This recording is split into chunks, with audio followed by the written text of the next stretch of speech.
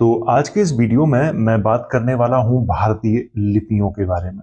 बहुत सारे कमेंट आ रहे थे बहुत दिनों से कि सर आप लिपियों के बारे में बताओ ताकि संस्कृत भाषा का उदय कैसे हुआ ये हम लोग जान सकें। तो आज का ये वीडियो आप लोगों के लिए बहुत ही महत्वपूर्ण है।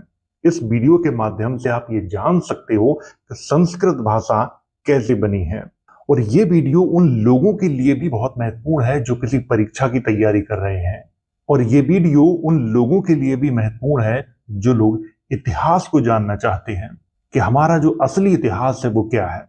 क्योंकि कुछ लोगों की ऐसी मान्यता है कि संस्कृत भाषा 1,96,00,000 ईसा पूर्व की है। ये सिर्फ उनकी मान्यता है, इसके ऐतिहासिक प्रमाण उनके पास कुछ भी नहीं है।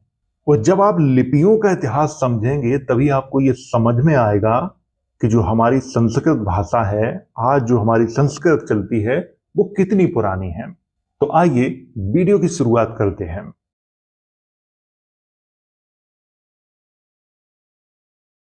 सबसे पहले तो आप इसको समझो। अगर आप ये समझ गए तो आपको अच्छे से सब कुछ समझ में आ जाएगा।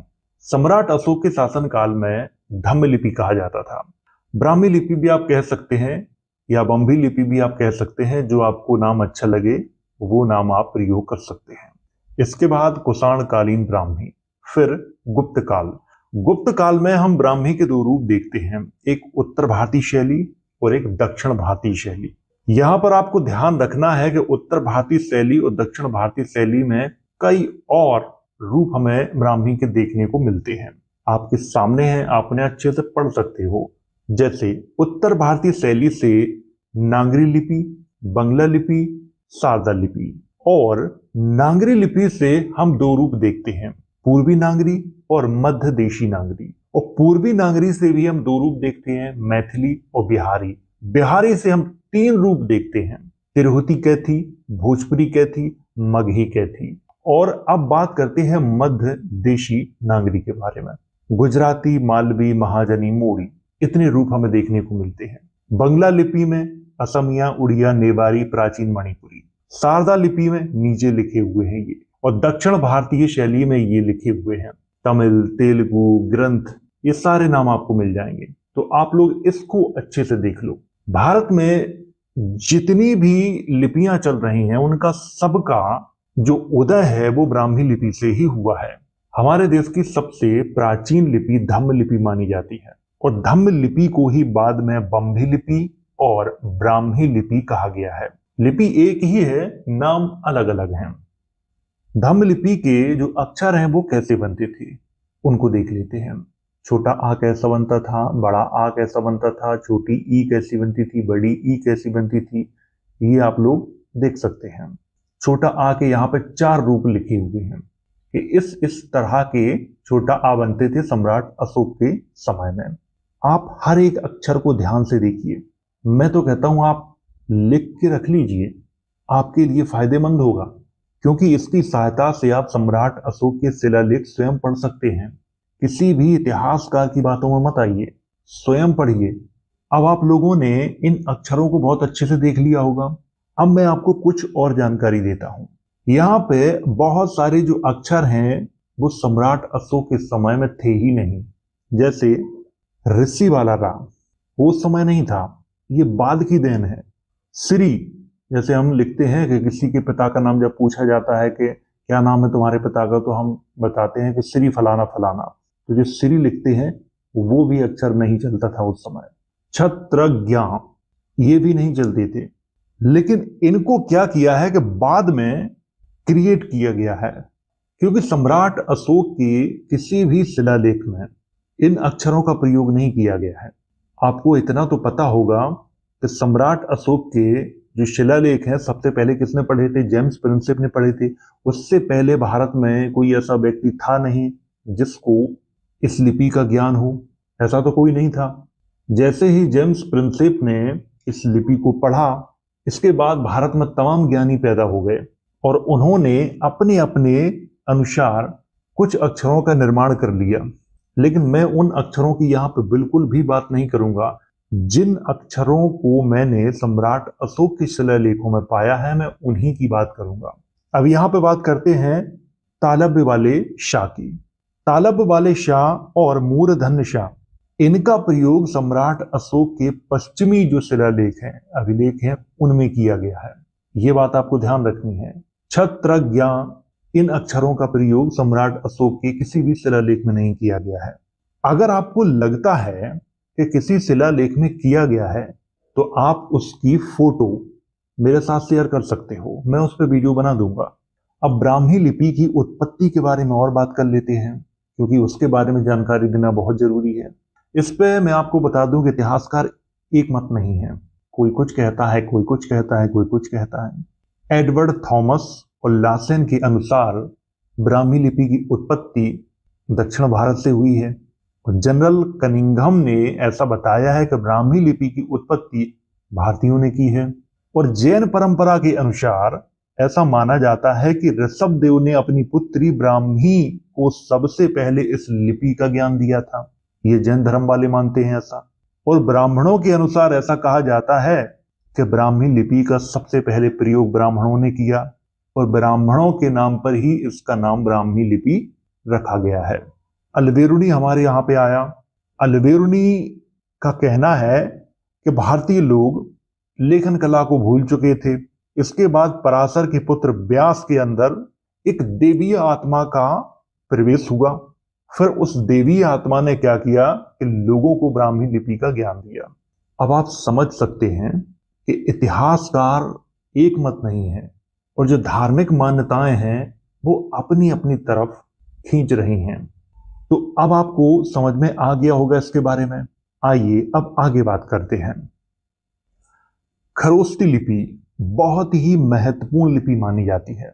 आप इसके अक्षरों को ध्यान से देखिए, इसके अक्षरों को आप ध्यान से देखिए और ये भी देखिए कि इसमें कौन कौन से अक्षर मौजूद हैं और कौन से अक्षर मौजूद नहीं हैं। और खरोष्टी लिपि का जो प्रयोग है पश्चिमोत्तर भारत यानी गांधार, जो आज का जो पाकिस्तान है, उधर होता था इसका प्रयोग। और ये जो लिपि है जो दाईं से बाईं ओर लिखी जाती थी। यवनों ने, शकों ने, पहलुओं ने और कुषाणों ने खरोष्टी लिपि का प्रयोग किया है। और एक बौद्ध ग्रंथ है जिसका नाम है ललित विस्तर, जिसमें 64 लिपियों के नामों का उल्लेख किया गया है, जिसमें ब्राह्मी लिपि का नाम पहला है और दूसरा नाम है खरोष्टी लिपि का। यानी ललित विस्तर के अनुसार सबसे पुरानी जो लिपि है वो ब्राह्मी लिपि है और दूसरी सबसे पुरानी जो लिपि है वो खरोष्टी लिपि है। और खरोष्टी लिपि को कई और नामों से भी जाना जाता है, जैसे बैक्ट्रियन पाली, ये भी एक नाम है इसका, काबुली, गांधारी, इतने नामों से इसको और जाना जाता है। और ललित विस्तर जो ग्रंथ है बौद्धों का, उसी के आधार पर ब्यूलर ने क्या किया है कि इस लिपि का नाम खरोष्टी प्रचारित किया है। कुछ इतिहासकार कहते हैं कि शक राजा खरहोस्ट के नाम पर इसका नाम खरोष्टी रखा गया है। और चीनी स्रोतों के अनुसार ऐसा माना जाता है कि इस लिपि का जनक न्यू नाम का व्यक्ति था, जिसके होंठ गधे के समान थे, इसीलिए इस लिपि का नाम खरोष्टी पड़ा है। जनरल कनिंघम के अनुसार खरोष्टी लिपि अरमाइक लिपि का ही एक नया रूप है, क्योंकि इसके कुछ जो अक्षर हैं वो अरमाइक लिपि से मिलते हैं। और मुझे भी ये लगता है कि ये बात बिल्कुल सही है, क्योंकि खरोष्टी लिपि और अरमाइक लिपि बहुत हद तक मिलती है। इसीलिए ये निश्चित तौर पर कहा जा सकता है कि खरोष्टी लिपि का जो जन्म है वो अरमाइक लिपि से हुआ है। लेकिन यहाँ पे इतिहासकार एक मत नहीं है। कुछ इतिहासकार ये भी कहते हैं कि हड़प्पा लिपि से हुआ है। लोगों की अलग अलग मान्यताएं हैं इसके संबंध में। आपको ध्यान रखना है कि इसके जो अक्षर हैं वो कैसे बनते हैं, इनको ध्यान रखना है, इनको आप लिख लीजिए अच्छे से, क्योंकि ऐसी बातें आपको स्कूलों में नहीं पढ़ाई जाती हैं, ना ही पढ़ाई जाएंगी। तो आपको ध्यान रखना है कि खरोष्टी लिपि में छोटा आ कैसा बनता है, छोटी ई कैसी बनती है, छोटा ऊ कैसा बनता है। तो ये आप अच्छे से लिख लीजिए, वीडियो को पॉज करिए और लिख लीजिए। आपने राजा खारवेल का नाम जरूर सुना होगा और उनका एक हाथी गुम्फा अभिलेख है। उसमें कौन कौन से अक्षरों का प्रयोग किया गया है वो मैं आपको दिखा देता हूं। ये देखिए सामने है आपके, आप देख सकते हो। अब ध्यान देने वाली बात जानते हो क्या है? ध्यान देने वाली बात यह है कि उस समय भी ऋषि वाले रा का प्रयोग नहीं किया जाता था, ना श्री वाले अक्षर का प्रयोग किया जाता था, ना छत्रज्ञ का प्रयोग किया जाता था। जैसा कि मैं फिर से आपको बता रहा हूं कि ये छत्रज्ञ ये बाद में क्रिएट किए हैं लोगों ने, ताकि वो अपने आप को स्थापित कर सकें। कुछ लोगों का ये कहना भी है कि सम्राट अशोक के कालसी जो शिलालेख है उसमें इनका प्रयोग किया गया है। तो मैं आपसे इतना ही कहूंगा कि आप उसकी फोटो लीजिए और मेरे पास भेज दीजिए, मैं उसको देखूंगा। अगर वो मुझे मिले तो मैं उस पर एक वीडियो ही बना दूंगा। तो आप लोगों ने देख लिया कि हाथी गुम्फा लेख में कौन कौन से अक्षर मिले हैं, वो आपके सामने यहां पे लिखे हुए हैं। अब आप इसको देखिए, कुषाण काल में ब्राह्मी लिपि का जो स्वरूप चलता था वो कैसा चलता था, इसको देखिए। छोटा आ कैसा बनता था, बड़ा आ कैसा बनता था, छोटी ई कैसे बनती थी, बड़ी ई कैसे बनती थी, ये सारे आपके सामने लिखे हुए हैं, आप लोग देख सकते हो। यहाँ पे आप लोग अच्छे से देख सकते हो। और जितने अक्षर आपको दिखाई दे रहे हैं उतने ही उस समय वो प्रचलन में थे। देख लिया आप लोगों ने। चलिए आगे बात करते हैं। नाना घाट से प्राप्त अभिलेखों पर आधारित ब्राह्मी लिपि के उदाहरण। नाना घाट जो शिलालेख है वो तो बिल्कुल प्रसिद्ध है, आप लोगों ने इतिहास में उसके बारे में अच्छे से पढ़ा होगा। अब उसमें कौन कौन से अक्षर मिले हैं वो भी देख लीजिए। देखिए आपके सामने लिखे हैं वो। छोटा आ कैसा बनता था, बड़ा आ कैसा बनता था, छोटी ई कैसी बनती थी, सारे लिखे हुए हैं आपके सामने हैं, आप अच्छे से देख सकते हो। तो आप लोगों ने देख लिया। चलिए और दिखाता हूं आपको। अब आप इसको देखिए, प्रारंभिक गुप्तकालीन ब्राह्मी लिपि। अब यहां पे आप लोग अच्छे से देख लीजिए कौन सा अक्षर कैसे बनता था, वो भी देख लीजिए, ताकि आप गुप्त काल के जो शिलालेख हैं उनको भी पढ़ सकें, कुषाण कालीन जो शिलालेख हैं उनको भी पढ़ सकें। ब्राह्मी लिपि के जितने रूप हैं मैं आपको सारे के सारे दिखाने का प्रयास करूंगा। और बड़ी ही ताज्जुब की बात है कि प्रारंभिक गुप्तकालीन ब्राह्मी लिपि में भी ऋषि वाले रा का प्रयोग नहीं किया गया है। मैं प्रारंभिक गुप्तकालीन लिपि की बात कर रहा हूं, यह भी आप ध्यान रखना। बाद में इसका प्रयोग मिलेगा, लेकिन मैं प्रारंभिक गुप्तकालीन ब्राह्मी लिपि की बात कर रहा हूं यहां पर, क्योंकि आज हम जिन अक्षरों को बहुत ही पुराना मानते हैं वो उतने पुराने हैं नहीं। आपने ये देख लिया। अब आप इसको देखिए, बाकाटक लिपि, इसके अक्षरों को भी देख लीजिए आप। छोटा आ कैसा बनता था, छोटी ई कैसी बनती थी, देख लीजिए। और बाकाटकों के बारे में तो आप लोग जानते हो, इतिहास में तो आपने पढ़ा है, मैंने खुद ही पढ़ाया आपको, देख लिया। अब आप इसको देखिए, ब्राह्मी लिपि की उत्तर भारतीय शैली के मुख्य रूप। पर आपको यह भी ध्यान रखना है कि चौथी शताब्दी के जो गुप्त अभिलेख हैं उन पे आधारित है ये। इनके अक्षरों को भी आप लिख लीजिए ताकि आप लोगों को बता सकें, उनसे प्रश्न पूछ सकें। उम्मीद है आपने ये अच्छे से देख लिया होगा। इसके अक्षर भी आपने अच्छे से देख लिए होंगे, कौन सा अक्षर कैसे बनता है और कौन सा अक्षर इसमें भी नहीं है। अब आप इसको देखिए, कुटिल लिपि, इसका नाम आप लोगों ने जरूर सुना होगा कहीं ना कहीं। कुटिल लिपि जो कि बहुत ही महत्वपूर्ण लिपि मानी जाती है, और ऐसा माना जाता है कि 8वीं शताब्दी में कुटिल लिपि से ही नागरी लिपि बनी है। और उसी समय एक शारदा लिपि भी चलती थी जो पंजाब और जम्मू कश्मीर वाले क्षेत्र में चलती थी। तो आपने ये देख लिया अच्छे से, और इसके अक्षरों को भी आप लोग अच्छे से देख लीजिए। और ये है शारदा लिपि। शारदा लिपि का जो क्षेत्र माना जाता है वो पंजाब और जम्मू कश्मीर वाला जो क्षेत्र है वो माना जाता है, उधर इसका प्रयोग होता था।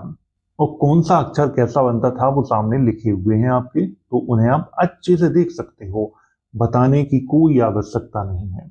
और मैं आपसे फिर कह रहा हूं कि वीडियो को पॉज करके इन्हें आप लिख लीजिए, ये आपके बहुत काम आने वाले हैं भविष्य में। आइए आगे बात करते हैं। अब आप लोग इसको ध्यान से देखिए।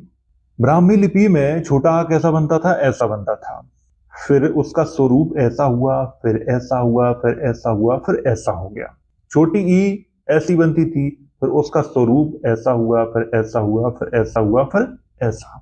ये तमिल लिपि में कैसे परिवर्तित हुए वो मैं आपको दिखा रहा हूं। भारत में जितनी भी लिपियां चल रही हैं सबका जो विकास है वो ब्राह्मी लिपि से ही हुआ है, या कहें कि धम्म लिपि से ही हुआ है। आपने इसके अक्षरों को अच्छे से देख लिया। अब आप इसको देखिए, ये है ग्रंथ लिपि। इसका भी नाम आप लोगों ने जरूर सुना होगा, और आप लोग इसके अक्षरों को भी अच्छे से देख लीजिए। छोटा आ कैसा बनता है, बड़ा आ कैसा बनता है, छोटी ई कैसी बनती है, ये आप देख लीजिए। और बहुत अच्छी बात जानते हो क्या है, तो जो ऋषि वाले रा का प्रयोग यहाँ पे किया गया है, ये आप अच्छे से देख लो। आपने इसको अच्छे से देख लिया। आइए अब आपको कुछ और दिखाता हूं। अब आप इसको देखिए, कन्नड़ लिपि। कन्नड़ लिपि का जो विकास है वो कैसे हुआ, उसको भी मैं आपको दिखा देता हूं।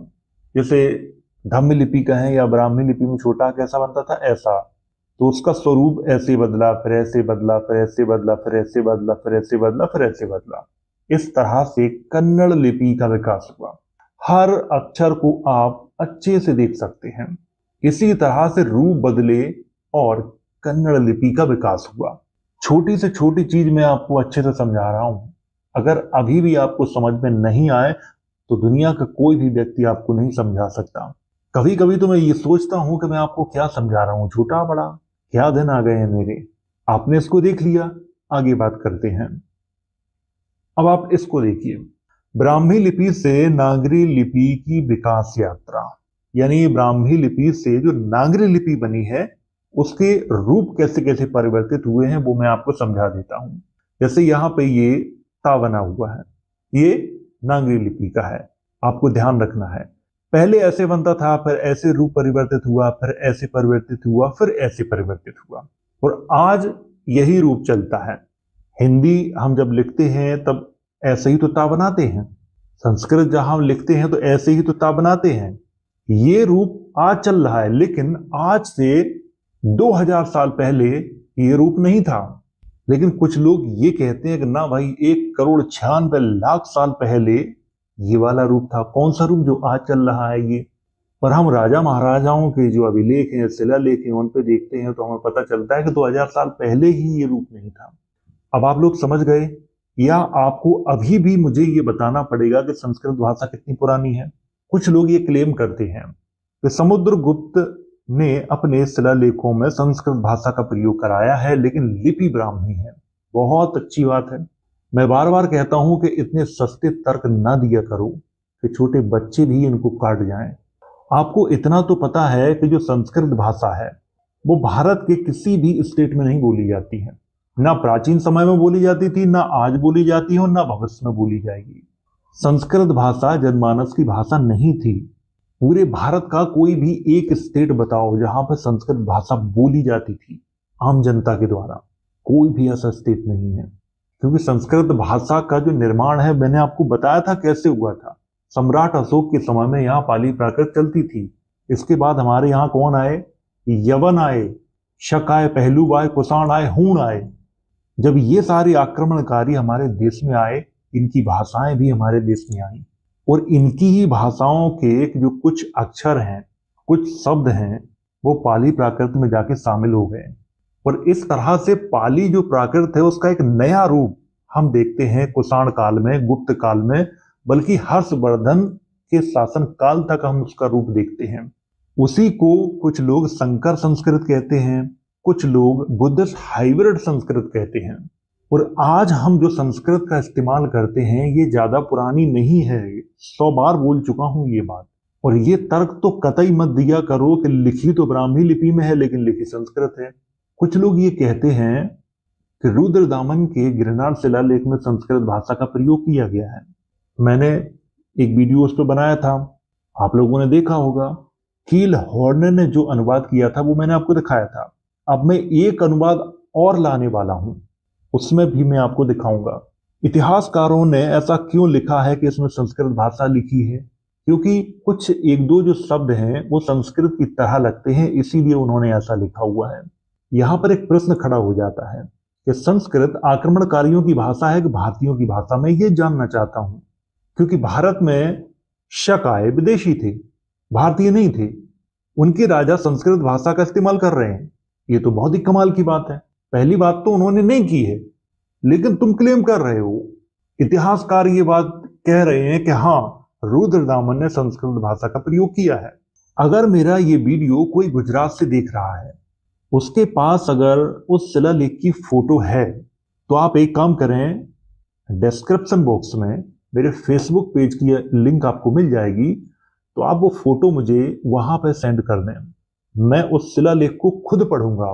अगर आपके पास है तो आप भेज सकते हो मुझे, क्योंकि इंटरनेट पे जो अवेलेबल है उसमें इतनी साफ नहीं है कि हम उसको जूम करके अच्छे से एक एक अक्षर को पढ़ सकें। जाते जाते एक छोटी सी बात आपको बता देता हूं, ताकि आपको समझ में आ जाए। आप कहते हो कि संस्कृत भाषा बहुत पुरानी है। पहले आप संस्कृत जो लिखते हो ना, लिखो संस्कृत। अब इसका मतलब बताओ हमें। संस्कृत का मतलब जानते हो? जिसका संस्कार किया गया हो उसको संस्कृत कहा गया है। अब संस्कार किसका किया गया है, संस्कार का मतलब भी समझते हो? जो लोग संस्कार का मतलब तक नहीं समझते वो कहते हैं कि संस्कृत भाषा 1,96,00,000 ईसा पूर्व की है। आज से 5-6 हजार साल पहले लोग चड्डी पहनना नहीं जानते थे, और आप लोग इतना बड़ा क्लेम कर देते हो 1,96,00,000 ईसा पूर्व की भाषा है। बोलने में डर नहीं लगता? यहां पर मैंने दिखाया है अच्छे से, सामने अभी भी है, मैंने बंद नहीं किया है, कि ब्राह्मी लिपि के जो अक्षर थे उन अक्षरों का रूप कैसे परिवर्तित हुआ और कैसे वो आज जिस रूप में है वो रूप भी आपको मैं दिखा रहा हूं। और ये बात बिल्कुल दिमाग से निकाल दीजिए कि संस्कृत भाषा कभी जनमानस में बोली गई थी। ये बात बिल्कुल निकाल दीजिए, कभी नहीं बोली गई थी और ना ही भविष्य में कभी बोली जाएगी। मैं संस्कृत का कोई विरोधी नहीं हूं, लेकिन जो चीज नहीं है उसको जबरदस्ती थोपना मेरी आदत नहीं है। क्योंकि आज जिन लोगों ने संस्कृत का बेड़ा उठा रखा है उनके बच्चे खुद संस्कृत नहीं बोलते, उनके बच्चे खुद अंग्रेजी बोलते हैं। तो सोचो भविष्य में क्या होगा, लोग संस्कृत बोलेंगे, नहीं बोलेंगे।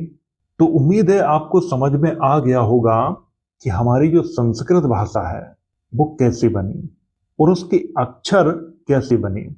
अगर आपको समझ में नहीं आया है तो मैं फिर से बता देता हूं। तो सम्राट अशोक के समय में भारत में पाली प्राकृत चलती थी।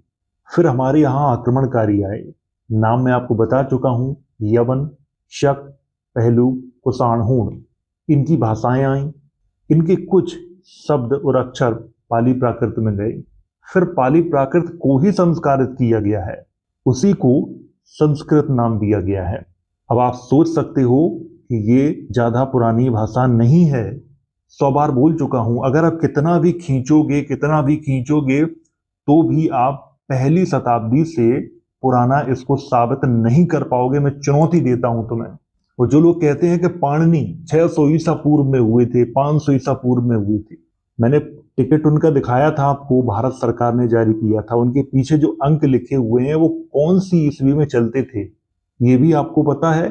ये मैं फिर से दिखा रहा हूं, वो टिकट देख लीजिए, ये है वो टिकट। पाणिनि के लिए ही जारी किया था भारत सरकार ने। इनके पीछे जो अंक लिखे हुए हैं ये कब चलते थे, कौन सी ईस्वी में चलते थे, ये पता करिए पहले आप।